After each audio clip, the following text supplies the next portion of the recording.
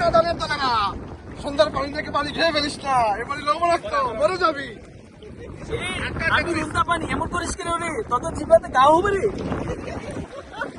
আমি সাধারণ নুনা পানি, আমাকে দিয়ে বেশি দাঁত পড়াবি, দাঁত পরিষ্কার হবে রে। আমাকে দিয়ে চুলকানি রোগ ভালো হয় রে।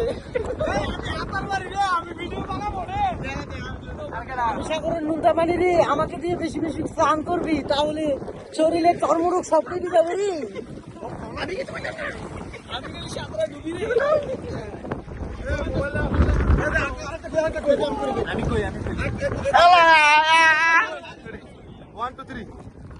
আমি একটা কথা বলবো, এখন কিছুই বলবো না রে। আমি সাগরের নুনা পানি রে, আমার পাশায় ফেলা হয়েছে।